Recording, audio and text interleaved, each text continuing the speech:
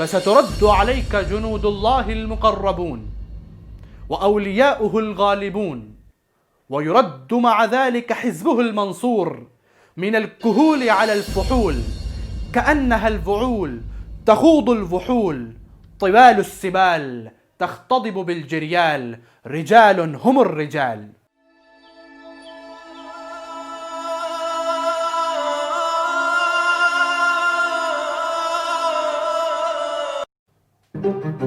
بدأت الكتابة بعبد الحميد وختمت بابن العميد. الكتابة العربية في العصر الإسلامي.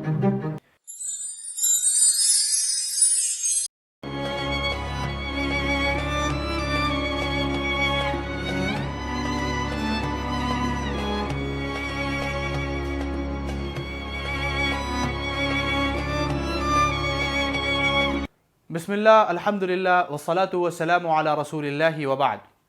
أيها المشاهدون الكرماء، السلام عليكم ورحمة الله وبركاته. أهلا بكم في الحلقة الثامنة من سلسلة تاريخ الأدب العربي.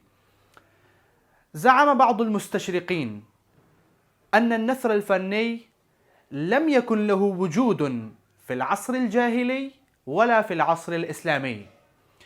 قد أخذنا بأطراف هذا الموضوع في الحلقات السابقة التي تجدون رابطتها في الأعلى، وقد أثبتنا فيها أن بعض أقسام النثر الفني من الخطب والوصايا والحكم والأسجاع والأمثال كان موجودا في العصر الجاهلي، وازدهرت الخطابة في العصر الإسلامي الأول ازدهارا كبيرا.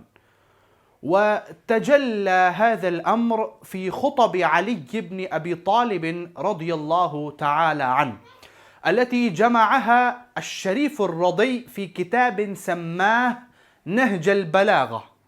نعم، رأى بعض العلماء أن هذا الكتاب انتحله الشريف الرضي ونسبه إلى علي بن أبي طالب رضي الله تعالى عنه.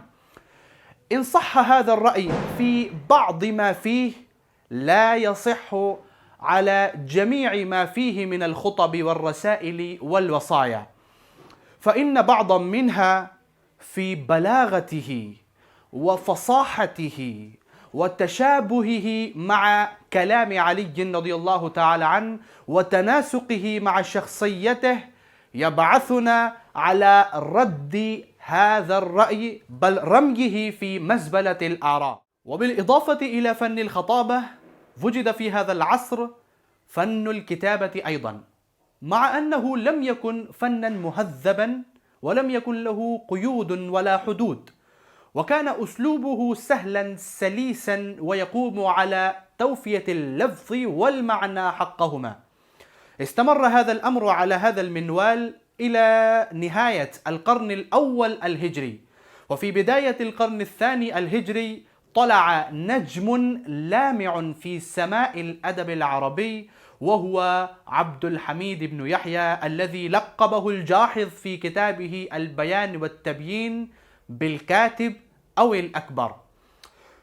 فعبد الحميد بن يحيى الكاتب أول من بدأ بتهذيب فن الكتابة، وأول من وضع له قوانين وحدودا وقيودا.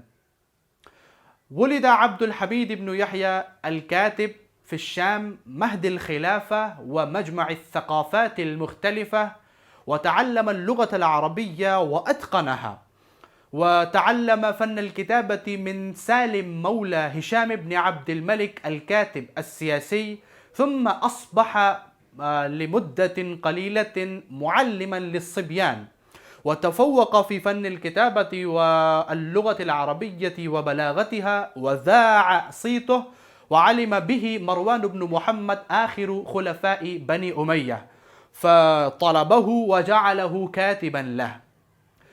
اختط عبد الحميد بن يحيى الكاتب أسلوبا للكتابة وراءه عاملان. العامل الأول الثقافة الفارسية وآدابها، كان عبد الحميد بن يحيى الكاتب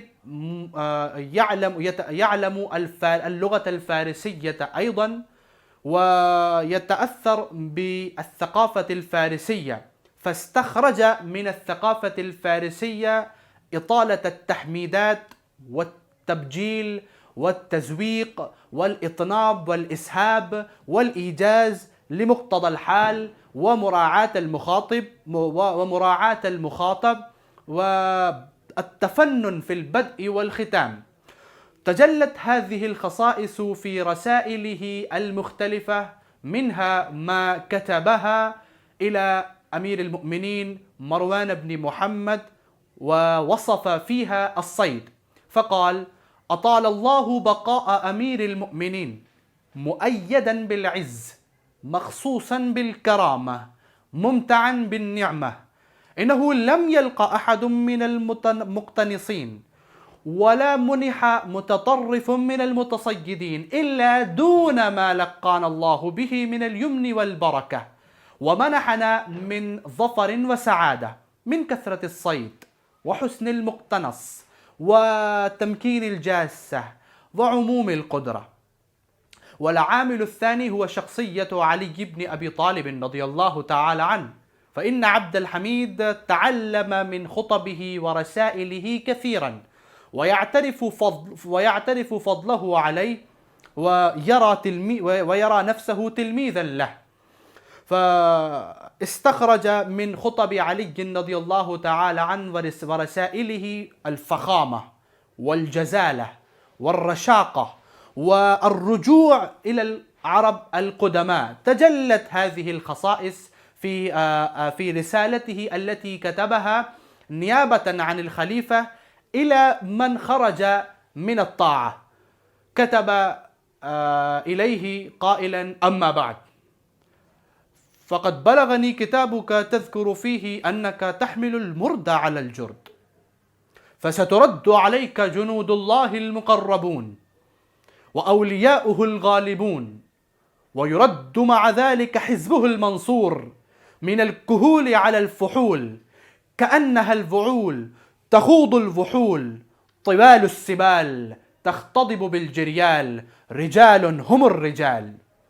ويقول في آخر هذه الرسالة: حين يشتد الوغى وتخطر القنا وتقلص الشفا، فعند ذلك تسلمك المرد وتنكشف عنك الجرد، فتأهب لذلك أهبتك واخطب لذلك خطبتك إلى المساكين والحوكة، ثم كيدوني فلا تنظرون.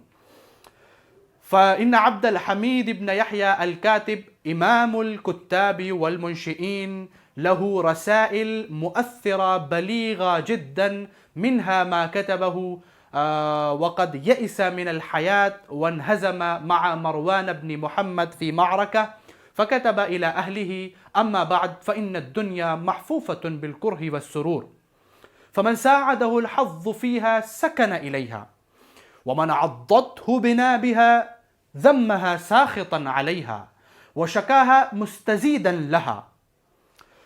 ولقد أذاقتنا فويق استحليناها، ثم جمحت بنا نافرة ورمحتنا مولية، فملح عذبها وخشن لينها، وأبعدتنا عن الأوطان وفرقتنا عن الإخوان، فالدار نازحة والطير بارحة، وقد كتبت إليكم والأيام تزيدنا عنكم بعدا وإليكم وجدا، فإن تتم البلية إلى أقصى مدتها يكن آخر العهد بنا وبكم، وإن يلحقنا ظفر جارح من أظفار من يليكم نرجع إليكم بذل الإسار، والذل شر جار.